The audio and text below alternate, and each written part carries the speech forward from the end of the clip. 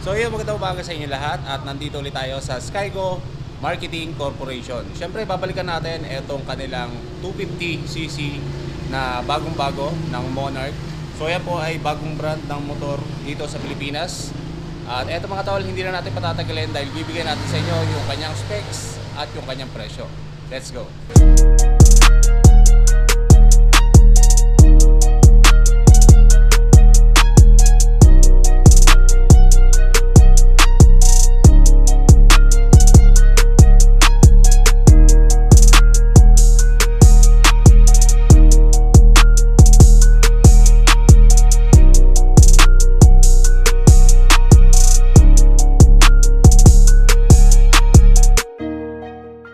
So yan mga tol, nasa harapan ninyo itong Monarch Tempest 250. So ito ay naka EFI na. So yan, asahan natin na napakatipid din na ito pagdating sa kanyang fuel consumption. Tapos kung makikita nyo dito sa kanyang harapan, napakaganda ng kanyang suspension. Ito ay naka inverted fork. So yan, mayroon siyang kulay na glossy black. Tapos may combination ng matte black at may minimalist naman na decals na color yellow. So yung puntahan agad natin ang engine ng motor na to. Ito ay naka 4-stroke single cylinder at naka air cooled yung kanyang cooling system. Meron siyang single overhead cam, naka 2 valves at naka fuel injected. Tapos yung kanyang engine displacement naman, meron siyang 250 cubic centimeters. Kayang mag-generate ng power nito mga tol ng 15 kilowatts at 8,500 RPM at kaya niyang mag-reach ng maximum torque ng 19 Newton meters at 7,000 RPM. Sa kanyang transmission naman, ito ay merong 6-speed manual constant mesh at yung kanyang compression ratio meron siyang 9.55:1. I-walk around review naman natin ang motor na to para makita ninyo yung bawat details. At kung mapapansin nyo, meron siyang round na headlight dito. Tapos napakaganda dito sa gilid, meron siyang chrome na kulay, pero yan ay plastic yung kanyang gilid, no? Tapos dito sa kanyang lens ng kanyang headlight, so napakaganda ng quality, makapal at napaka-solid. Siyempre yung kanyang headlight, ito ay gumagamit ng LED. Tapos dito pagdating sa ating signal light, dito nakatouch sa kanyang gilid ng cowling at ito ay gumagamit din ng LED. Ang kagandahan dito napaka-flexible, so iwas bali kapag nasagi itong ating signal light. Sa kanyang front fender, meron siyang plain na matte black ang kulay. Wala siyang decals dito.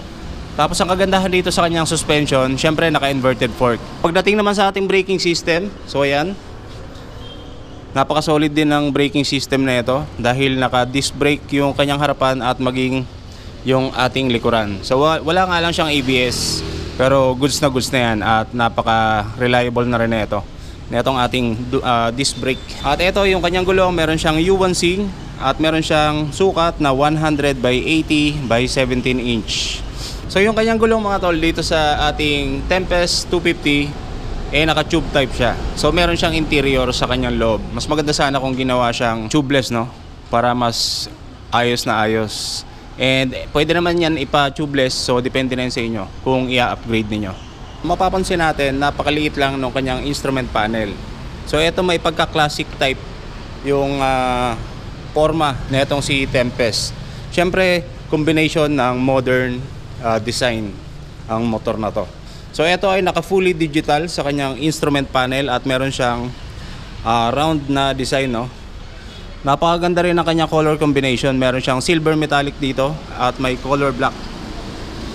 Pagdating naman sa ating key system, syempre gumagamit pa rin yan ng traditional key. At ang kagandahan lang dito, napaka-premium na kanyang susi. So ayos na ayos yung design na ito. Syempre may lock din yan para iwas nakaw kapag ito ay iniwan natin na nakapark. At pagdating naman sa ating handlebar, naka-naked handlebar ang motor na to.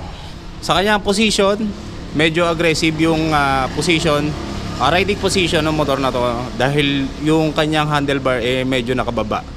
Tapos kung long ride naman, hindi tayo mag-worry na malolobat yung ating battery dahil meron na siyang equip ng USB charging port. So naka USB ready na siya.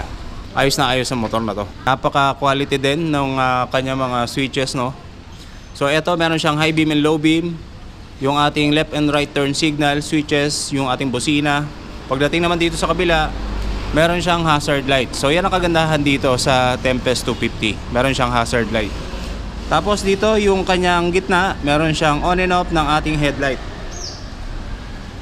And syempre hindi rin mawawala yung ating ignition starter. Ito mga tol, yung kanyang fuel tank na napakalaki. Meron siyang kulay ng matte black. Tapos dito sa gilid, makikita natin yung 3D emblem ng Tempest. Sa ibaba naman, ayan, minimalist na decals, no, na 250. At dito rin, meron siyang EFI na decals. So, kagandahan dito sa tangke na to, napaka-unique ng kanyang design, no? Dahil dito sa gitna, meron siyang mga patterns dito. So, meron siyang square type na mga patterns. Ayos na ayos. So, sa capacity naman ng tangke na ito, meron siyang 14 liters fuel tank capacity. So, ganyan po kalaki ang tangke nitong si Tempest 250. At ito, napakaganda ng kanyang seat. Yung nagustuhan ko dito, meron siyang style ng heritage seat, no, na design dito sa kanyang bandang rider na upuan. At ito, meron siyang patterns dito. So, yan.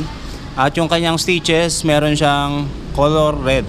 At napakakapal ng kanyang stitches, so napaka-premium ng kanyang seat cover, no? And then naka-leather type yung kanyang seat cover at makapit din. Pagdating dito sa ating OBR, meron siyang plain na design dito. So magkaiba yung design ng ating rider at ng ating OBR. So ayan. At puntahan naman natin yung kanyang likuran. Siyempre yung kanyang taillight dito, napaka-unique din dahil nasa ilalim ng kanyang upuan. So yan, kung makikita ninyo, meron siyang napaka-compact na taillight.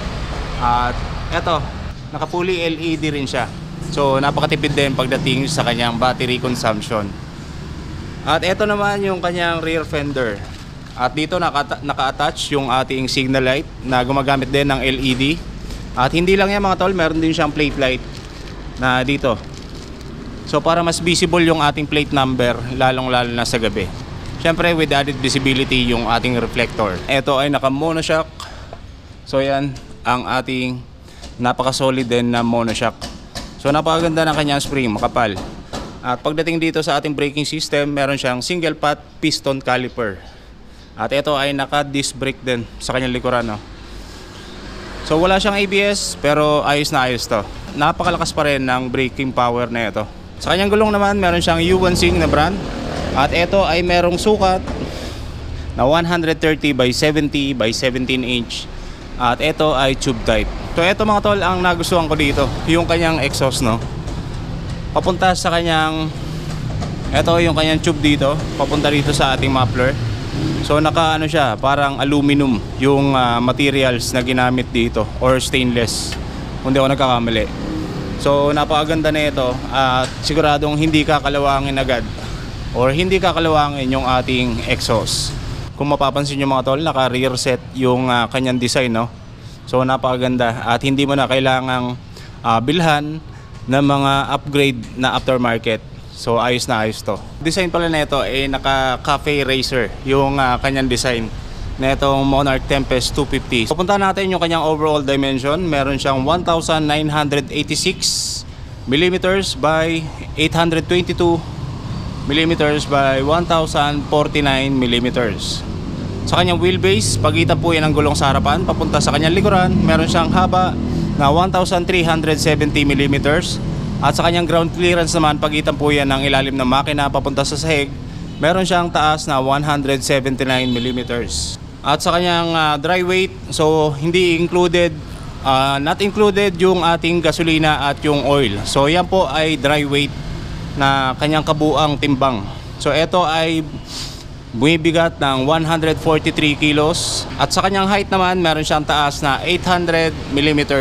Sa mga nagtatanong naman ng presyo na ito, so ito mga tol, ang inyong inaabangan dito sa ating Monarch Tempest 250. At sa mga nagre-request, so ito na po, meron siyang halagang 135,000 pesos. So yan, mapapasain nyo na itong cafe racer ng Monarch. So, kapag inutang nyo naman, meron kayong minimum down payment na 3,000 pesos. So napakamurang down payment para dito sa motor na to. At sa kanyang installment plan, sa kanyang terms, unahin natin, sa kanyang 12 months, meron siyang 14,010 pesos na monthly amortization. Sa 24 months naman, 8,486. Sa loob ng 3 taon, meron kayong babayaran na 6,547 pesos. Siyempre with rebate siya ng 200 kapag maaga kayo nakapagbayad para dito sa ating Monarch Tempest 250 na bagong-bago. Kalakip niyan, meron siyang free helmet, free tools, free sweatshirt, or yung riding jersey, free LTO registration at TPL insurance. Kapag kayo ay nag-avail either cash or installment. So yun lang mga tol, at sana nagustuhan ninyo itong ating review sa motor na to, ang Monarch Tempest 250. So yun mga tol, kita-kits ulit tayo sa another episode ng ating motorcycle review. At ito ang inyong lingkod, Megs TV. Mag-iingat kayo lagi and ride safe. Peace out.